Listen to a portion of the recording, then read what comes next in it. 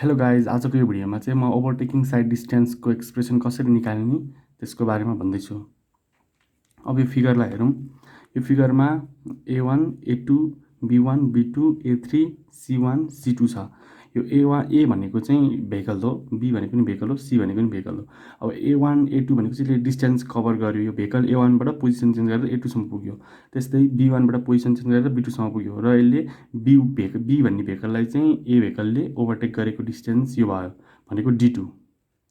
त्यस्तै अब position change गरेको डिस्टेन्स A भेहिकलको भनेको D1। त्यस्तै C भेहिकलको अपोजिट डिरेक्सनबाट आएको भेहिकलको भनेको D3 र D2 भनेको चाहिँ टोटल एक्चुअल ओभरटेकिङ डिस्टेन्स भइहाल्यो। र B भनेको चाहिँ B भेहिकलको पोजिसन चेन्ज हुँदाखेरि कभर गरेको डिस्टेन्स भयो B भनेको। त्यस्तै S भनेको A भेहिकल र B भेहिकलको डिस्टेन्स भयो ओभरटेकिङ गर्नुभन्दा अगाडिको र पछाडिको पनि सेम हुन्छ SS। अब यहाँ हेरौँ।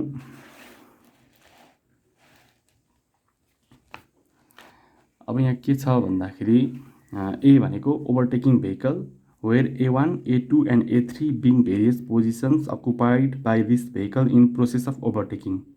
ओभरटेकिङ गर्दाखेरिको पोजिसन अकुपाई गरेको भइहाल्यो A भेहिकलको A1, A2, A3 position भइहाल्यो। त्यस्तै B भनेको vehicle to be overtaken, overtake गर्नुपर्ने भेहिकल भयो B भनेको। र C भनेको अपोजिट डिरेक्सनबाट आएको भेहिकल भइहाल्यो। त्यस्तै D1 भनेको distance travel by overtaking vehicle during reaction time र हामीले रियाक्सन टाइम चाहिँ 2 सेकेन्ड लिन्छौँ। त्यस्तै अब D2 भनेको distance travel by overtaking vehicle during actual overtaking operation भयो। एक्चुअल ओभरटेक गरेको हो नि त यो D2 भनेको डिस्टेन्स त। अनि त्यस्तै D3 भनेको distance travel by vehicle from opposite direction र VB भनेको भेलोसिटी भइहाल्यो भेहिकल B को speed of slow moving vehicle. In design practice it is taken as V-4.5। यदि V चाहिँ मिटर पर सेकेन्डमा लिने भए V-4.5 र यदि भेलोसिटी चाहिँ किलोमिटर पर आवरमा लिने भए V-16 हुन्छ। त्यस्तै VC भनेको speed of vehicle from opposite डिरेक्सनबाट आएको भेहिकलको स्पिड भइहाल्यो, त्यसलाई डिजाइन स्पिड भनिन्छ।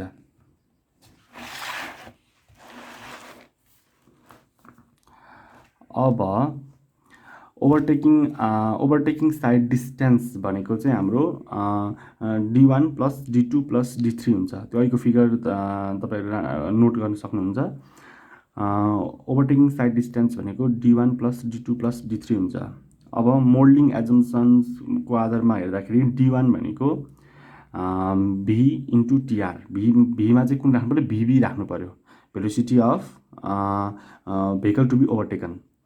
अनि यसमा रियाक्सन टाइम भनेको TR भनेको 2 सेकेन्ड भइहाल्यो, इक्वेसन 1 मान्ने। त्यस्तै D2 भनेको B + 2S। अब यसमा S भनेको के भन्दाखेरि मिनिमम स्पेस भयो दुईटा मुभिङ भेहिकल्सको, जुन चाहिँ ड्राइभरले मेन्टेन गरेको हुन्छ। S is the minimum spacing between two vehicles maintain by a driver and empirical derivation is recommended for estimating S as. Empirical derivation के हुन्छ भन्दाखेरि S भनेको 0.69 VB + 6.1 र यसलाई हामीले के पनि लेख्न सक्छौँ भन्दाखेरि 0.7 VB + 6 इन मिटर। अब let T be the time required to complete the actual overtaking operation भनेको डिस्टेन्स जुन D2 छ B भेहिकललाई A भेहिकलले ओभरटेक गर्ने जुन डिस्टेन्स छ एक्चुअल डिस्टेन्स, त्यसलाई के अरे टाइम रिक्वायर्ड भनेको T हुन्छ, टोटल एक्चुअल टाइम रिक्वायर्ड भनेको। त्यसै गरी इक्वेसन सेकेन्डमा के हुन्छ भन्दाखेरि distance B is the distance travelled by overtaken vehicle moving at uniform speed. जुन भेहिकल B हुन्छ, जुन भेहिकललाई ओभरटेक गर्नुपर्ने हुन्छ, त्यो भेहिकल त युनिफर्म स्पिडमा कुदिरहेको हुन्छ। त्यस्तै अब इक्वेसन के भन्छ भन्दाखेरि B = VB × T र D2 भनेको VB × T + 2S, जुन चाहिँ हामीले इक्वेसन 2 मा राख्यौँ भने यो हेर्नुहोस्, यो इक्वेसन 2 मा राख्यौँ भने D2 भनेको B + 2S छ। त्यस्तै अब त्यसलाई इक्वेसन 2 मा राख्ने हो भने D2 भनेको B को ठाउँमा VB × T अनि + 2S को 2S भयो, यसलाई इक्वेसन 3 मान्यो। अब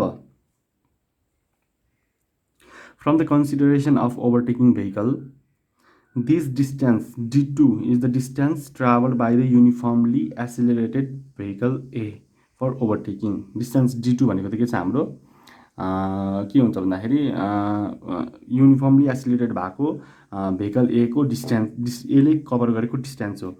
त्यसैले d2 भनेको vb into T plus half eighty square. यो फर्मुला के भन्दाखेरि U T plus half eighty square. Distance भनेको U T plus half eighty square छ, त्यसलाई यो फर्मुलामा त्यो फर्मुलामा यसलाई हालेको vb into T plus half eighty square.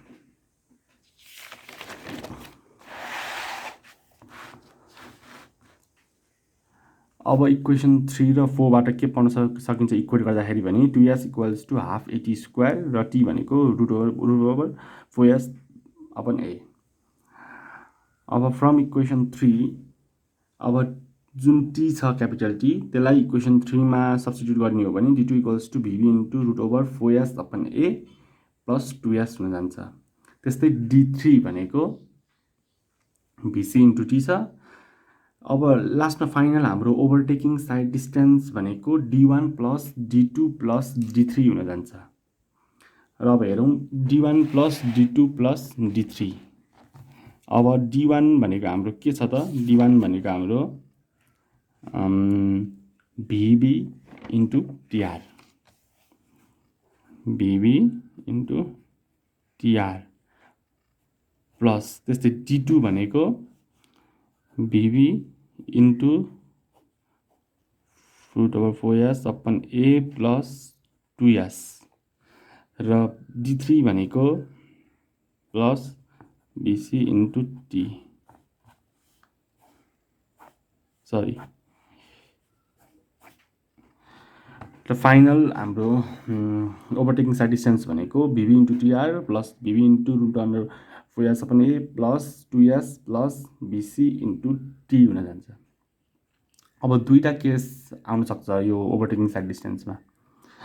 Case फर्स्टमा चाहिँ के भन्छ भन्दाखेरि minimum safe overtaking side distance for one way traffic road र two way traffic road with traffic separator छ भनेदेखि चाहिँ ओभरटेकिङ साइड डिस्टेन्स भनेको चाहिँ d1 प्लस d2 मात्र हुन्छ। हेर्नुहोस् है, minimum safe overtaking side distance के को लागि त वान वे ट्राफिक रोड र टु वे ट्राफिक रोड तर ट्राफिक सेपरेटर छ भने टोटल के अरे ओभरटेकिङ साइड डिस्टेन्स भनेको d1 प्लस d2 मात्रै हुन्छ। र त्यस्तै केस 2 मा चाहिँ के छ भन्दाखेरि minimum safe overtaking side distance for two way traffic road छ ट्राफिक सेपरेटर छैन भनेदेखि चाहिँ d1 plus d2 plus d3 हुन्छ।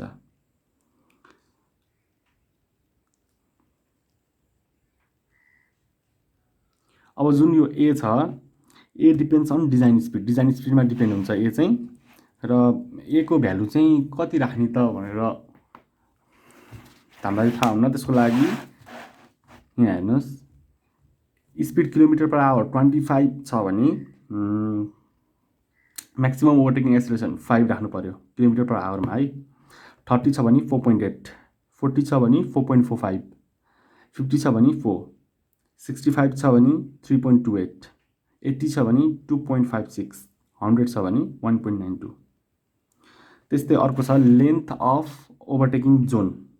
Minimum length of overtaking zone for one way road भनेको 3 इन्टु d1 प्लस d2 हुन्छ। र त्यस्तै minimum length of overtaking zone for two way road भनेको 3 into d1 plus d2 plus d3। तपाईँलाई numerical दिँदाखेरि लास्टमा यो पनि सोध्ने गर्छ। अब ओभरटेकिङ साइड डिस्टेन्सको एउटा न्युमेरिकल हेरौँ। क्वेसन रहेको छ a vehicle moving at a speed of 90 kilometre per hour decided to overtake another slow moving vehicle. Calculate the safe overtaking distance भनेर consider two lane road with two way traffic, two lane road with one way traffic र assume suitable data. Take acceleration rate A, acceleration rate भनेको A भइहाल्यो 2.5 kilometre per hour per second. अब यो कसरी गर्ने भन्दाखेरि सुरुमा एसिलेरेसन रेट भनेर हामीलाई 2.5 kilometre per hour per second भनेर दिएको छ। यसलाई सुरुमा मिटर पर सेकेन्ड स्क्वायरमा कन्भर्ट गरौँ। त्यसको लागि 2.5 किलोमिटर पर आवर पर सेकेन्डलाई 2.5 किलोमिटर अपन आवर, यो पर आवर पर सेकेन्ड भनेको दुइटै तल भइहाल्यो, आवर इन्टु सेकेन्ड हुन्छ, त्यही भएर डिभाइडेड बाई तल गएर। अनि 2.5 अब किलोमिटरलाई मिटरमा लाँदा 1000ले मल्टिप्लाई गर्नु परिहाल्यो, र आवरलाई सेकेन्डमा लाँदा 60 इन्टु 60 3600, र सेकेन्डको त सेकेन्डै भइहाल्यो 1। यसो गर्दाखेरि 0.694 मिटर पर सेकेन्ड स्क्वायर हुन आउँछ। अनि त्यसपछि स्पिड अफ ओभरटेकिङ भेहिकल, जुन हामीले अघि ए कन्सिडर गरेको थियौँ, स्पिड अफ ओभरटेकिङ भेहिकल भनेको हाम्रो दिएकै छ 90 किलोमिटर पर आवर भनेर। यसलाई कन्भर्ट गर्दाखेरि 25 मिटर पर सेकेन्ड हुन्छ। Speed of slow moving vehicle भनेको बीभी भइहाल्यो। हाम्रो डिजाइन प्र्याक्टिसमा के हुन्छ भन्दाखेरि 25 स्पिड अफ ओभरटेकिङ भेहिकल माइनस 4.5 भयो यदि मिटर पर सेकेन्डमा छ भने। त्यही भएर 25 माइनस 4.5 गर्दा 20.5 मिटर पर सेकेन्ड लेख्छौँ। अब टी एज्युम गरौँ 2 सेकेन्ड, र D1 भनेको VV इन्टु टी भइहाल्यो, 20.5 इन्टु 2 गर्दा 41 मिटर। त्यस्तै एस भनेको 0.7 VV प्लस 6, 0.7 VV प्लस 6 नलेखेर 0.69 VV प्लस 6.1 लेख्नुभयो भने पनि करेक्टै भइहाल्यो। 0.7 इन्टु 20.5 प्लस 6 गर्दा 20.35 मिटर। अब टी भनेको चाहिँ के हो भन्दाखेरि total time require to be overtaken, भेहिकललाई ओभरटेक गर्न टोटल टाइम लाग्ने पिरियड भइहाल्यो। भनेको √/4s अपन ए गर्दाखेरि 4 इन्टु 20.35 अपन 0.694 गर्दाखेरि 10.83 सेकेन्ड।